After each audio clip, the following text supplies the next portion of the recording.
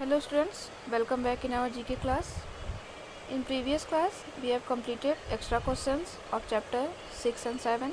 So today, I am going to start from chapter 8, okay, the science of yoga. Okay student, open page number 16. यहाँ पे क्या दिया हुआ है, the science of yoga. It means yoga का विज्ञान. Okay, so let's see. Identify and name the yogasana given below. Take help from the help box. नीचे आपको एक हेल्प बॉक्स दिया हुआ है. उस हेल्प बॉक्स का यूज़ करके आपको यहाँ पे योगा आसन दिया हुआ है. योगासन पिक्चर में बना हुआ है, तो आपको उस योगासन का नेम राइट करना है कि कौन सा योगासन है. Okay, first one, this is tree pose. Okay, ये जो गर्ल ऐसे करके खड़ी हुई है, ये कौन सा पोज है योगा का? ट्री पोज कहते हैं इसे. And this is butterfly pose. Okay, and this is mountain pose. Next one is happy baby pose. ये कौन सा पोज है, कौन सा आसन है? हिंदी में आसन बोलते हैं, ठीक है. ये कौन सा आसन है? Happy baby pose. And this is crescent moon pose. The last one is dolphin pose. Okay, ऐसे आपको फील करने हैं. Benefits of yoga. अब आप योगा जो करते हो, योगा के बारे में आप लोगों ने सुना भी होगा, तो योगा के बेनिफिट्स क्या हैं, क्या लाभ हैं इसके? Enhances physical flexibility. ये जो योगा होता है ना, ये हमारे फिजिकल फ्लेक्सिबिलिटी को बढ़ाता है, सुधारता है. मतलब हमारे बॉडी को मूवेबल बनाता है, फ्लेक्सिबल बनाता है. Next one is defined balances and coordination. ये हमारी बॉडी को एक बैलेंस देता है, स्थिरता देता है, कोऑर्डिनेट करता है, एक साथ मिलकर काम करने के लिए हेल्प करता है. Develops focus and concentration. और क्या करता है? फोकस करने में, कंसंट्रेशन करने में ये उसकी पावर को, शक्ति को बढ़ाता है, डेवलप करता है. And boost self esteem and confidence. ये आत्मसम्मान और आत्म कॉन्फिडेंस, मतलब अपने ऊपर भरोसे को, विश्वास को ये बढ़ाता है, बूस्ट करता है. And strength the body and mind connection. और ये हमारे बॉडी और माइंड के कनेक्शन को क्या बनाता है? मजबूत बनाता है. ओके, बॉडी एंड माइंड के कनेक्शन को ये स्ट्रेंथ देता है, मतलब उसे मजबूत बनाता है. Okay student, come on the next chapter.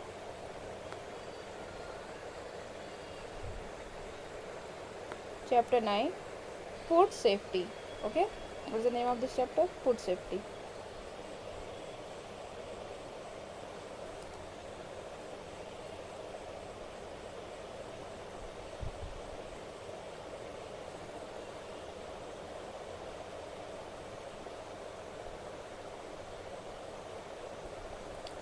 It is not only important for us to keep ourselves clean all the time. हमारे लिए सिर्फ यही ज़रूरी नहीं है कि हम अपने आप को हमेशा क्लीन ही रखें. उसके साथ साथ ये भी ज़रूरी है, it is also important for us to be aware of the rules of to be followed in the kitchen to keep food safe and germ free. हमारे लिए ये भी ज़रूरी है कि हम जो किचन के जो सामान होते हैं, जो चीज़ें होती हैं खाने की, उन्हें भी सेफ रखें और जर्म फ्री रखें. मतलब उनको बैक्टीरिया से, जर्म से फ्री रखें. तो उनको भी क्लीन रखने के लिए, साफ़ रखने के लिए हमें कुछ चीज़ों को करना चाहिए, वो इस चैप्टर में हम देखेंगे. ओके, यहाँ पे आपको वर्ड बॉक्स दिया हुआ है और नीचे फिल इन द ब्लैंक्स दिया हुआ है. तो उस फिल इन द ब्लैंक्स में आपको जो वर्ड्स फिल करने होंगे, वही वर्ड्स यहाँ पे भी दिए हुए हैं इस वर्ड बॉक्स में. ओके, जैसे ये पिक्चर है सोप का, तो यहाँ पे सोप लिखा हुआ है, यहाँ पे bacteria. Fill in the blanks में जो जो वर्ड्स यूज हुए ना, वो यहाँ पे आपको फिल भी करने हैं. ओके, मैं फिल इन द ब्लैंक्स कराऊंगी, उसके अकॉर्डिंग आपको यहाँ पर फील करने होंगे अपने से. Okay, so let's see fill in the blanks.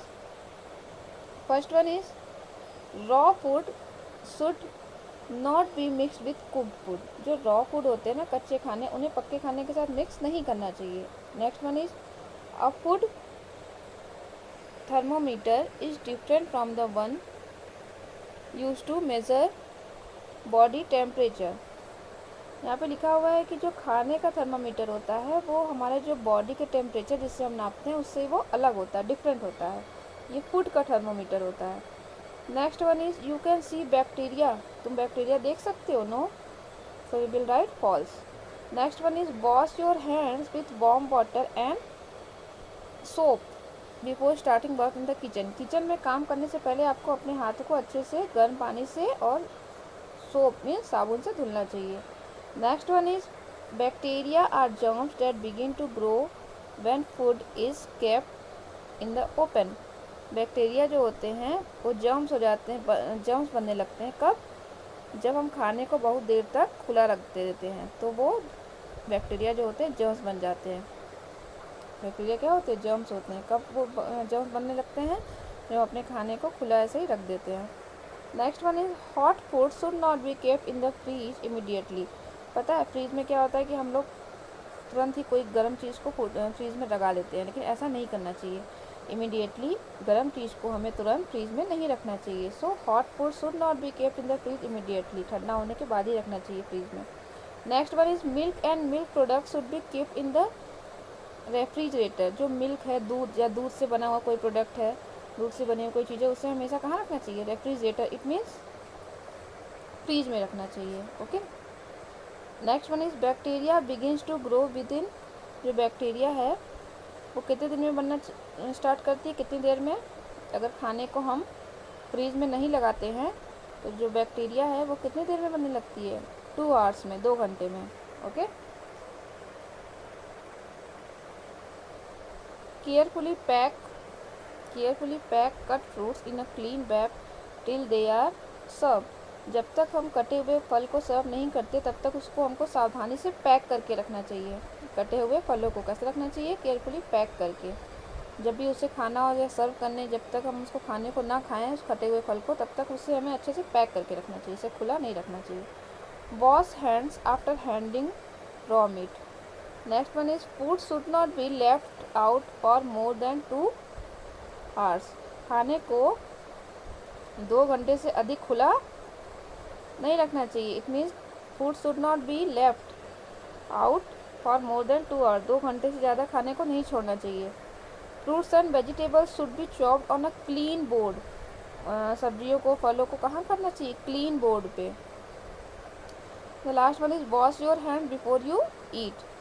खाने से पहले क्या करना चाहिए? अपने हैंड्स को वॉश करना चाहिए। Okay. Wash your hand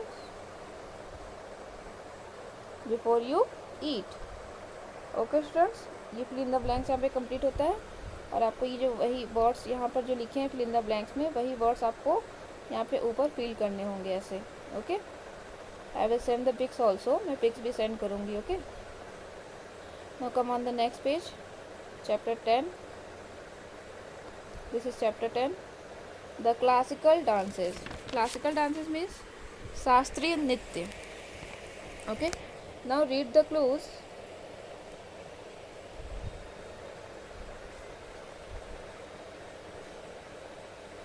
read the clues and name this classical dances of India.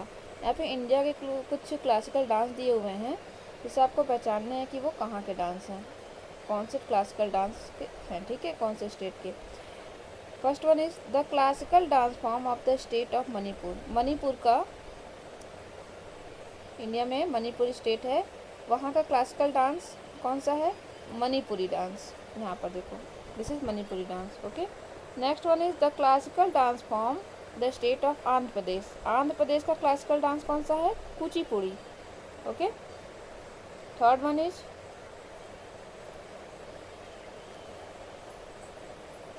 The classical dance form of Kerala. Kerala का क्लासिकल डांस मोहिनीअट्टम। क्या नाम है इसका? मोहिनीअट्टम। ओके। यहाँ पे देखो। Next one is the dance form that requires the male dancers to bear plenty of makeup and huge head gear. ये जो डांस है रिक्वायर करता है मेल डांसर को, मतलब मेल को, नर को, आदमियों को, एंड वो जो क्या पहने रहते हैं? बहुत बड़े बड़े हेड गियर पहने रहते हैं और अच्छे से बहुत ज़्यादा मेकअप भी किए होते हैं। उस डांस को हम लोग कहते हैं कथकली। क्या बोलते हैं? कथकली। ओके। ये देखो, यहाँ पे हेड गियर पहना हुआ है ये, और बहुत ज़्यादा मेकअप भी है, तो वो कथकली डांस होता है। Okay. Next one is the famous dance form of Odisha. Odisha का famous dance Odissi. Okay. Now we will do this part. Which dance form are these famous dancers known for? ये जो पर्सन्स के नेम दिए हुए हैं, डांसर्स हैं ये, तो ये कौन सा डांस करती हैं, कौन सा डांस फॉर्म करती हैं, उसे आपको राइट करना है। ये कथक, फर्स्ट वन इज, ये कौन सा डांस करती हैं, Bharatanatyam. And next one is Bharatanatyam, ये भरतनाट्यम करती हैं। And the last one is Odissi, ये ओडिसी डांस करती हैं। Okay, come on the next page. We will do chapter 11. Okay, my second name। यहाँ पे क्या लिखा हुआ है कि India is land of diverse cultures. India is land of diverse culture. जो इंडिया है वो विविध संस्कृतियों की भूमि है। यहाँ पे अलग अलग संस्कृति के लोग रहते हैं। Many Indian cities are famous for their places of visits, their foods और even the rare gems and jewels found exclusively in that area. India जो है, हमारी जो भारत भूमि है, वो विविध संस्कृतियों से भरी हुई है। यहाँ के जो कुछ सिटीज़ हैं वो अलग अलग जगहों से, उनके अपने अपने अलग अलग खानों से और दुर्लभ रत्नों से फेमस हैं, जो सिर्फ उसी एरिया में पाई जाती हैं। ओके, सभी एरिया में पाई नहीं जाती।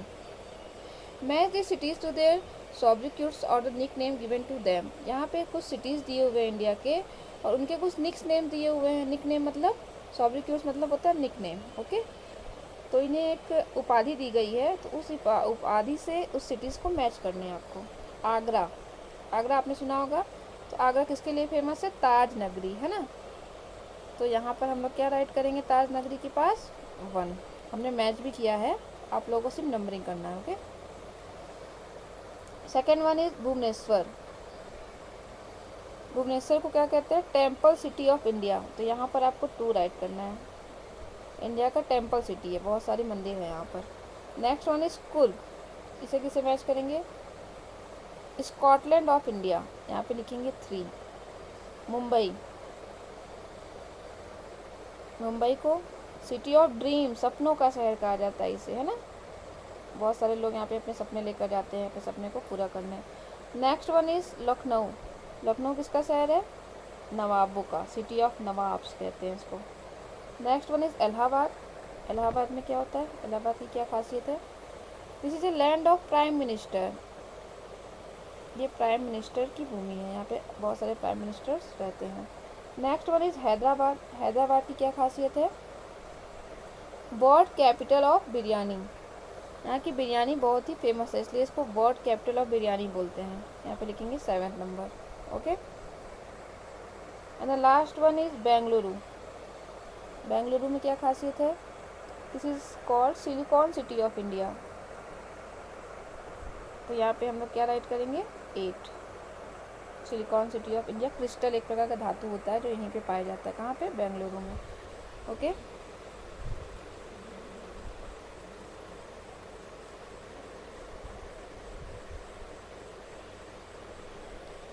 नीचे क्या दिया हुआ है, डिड यू नो में, यहाँ पे देखो, which city is known as the oldest living city on the earth. पृथ्वी पर सबसे ओल्डेस्ट सिटी किसे माना जाता है, ओल्डेस्ट सिटी के नाम से इसे जाना जाता है। यहाँ पे बहुत, ये पुराना शहर के नाम से जाना जाता है, बहुत oldest city, Varanasi. Okay, what is the answer, Varanasi. Okay student, now we will do chapter 12। Okay, come on the chapter 12।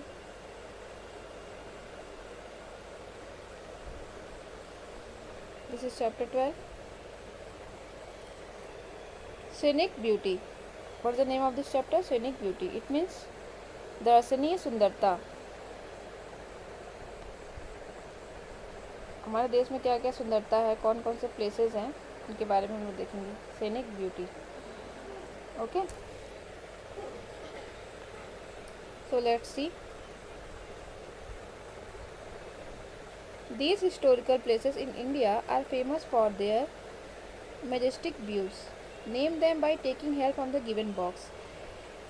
India में कुछ ऐतिहासिक स्थल हैं जो अपने राष्ट्रीय दृश्य के लिए बहुत ही प्रसिद्ध हैं, तो उनका आपको नेम राइट करना है बॉक्स नीचे दिया हुआ है हेल्प बॉक्स, उस हेल्प बॉक्स से आपको नेम राइट करना है। Okay, first one is rock garden. कहाँ है ये रॉक गार्डन पता है? चंडीगढ़ में। इंडिया में ऐसे बहुत सारे जगह हैं जो फेमस हैं पूरे वर्ल्ड में अपने राष्ट्रीय दृश्य के लिए, लोग यहाँ पे घूमने आते हैं। ओके, विजिट करने आते हैं। रॉक गार्डन है, तो रॉक गार्डन कहाँ है? चंडीगढ़ में है। सेकंड वन इज शांति स्तूप। शांति स्तूप कहाँ है? लेह लद्दाख में, डिस्ट्रिक्ट लेह में, लद्दाख में है ये। Okay, and the third one is this is gateway of India. Gateway of India is located in Mumbai. Gateway of India कहाँ है? मुंबई में है। And the fourth one is चार मीनार। ये किसकी पिक्चर बनी हुई है? चार मीनार की। चार मीनार कहाँ है? हैदराबाद, है ना। Fifth one is Rashtrapati Bhavan. RASSTRAPATIBHWAN, Rashtrapati Bhavan. Okay, कहाँ है ये? New Delhi. Okay, and the sixth one is Victoria palace.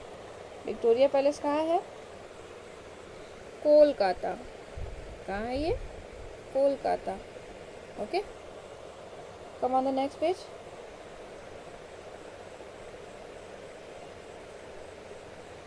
Seventh one is Akshardham temple. Akshardham temple कहाँ है? ये भी हमारा है न्यू दिल्ली में।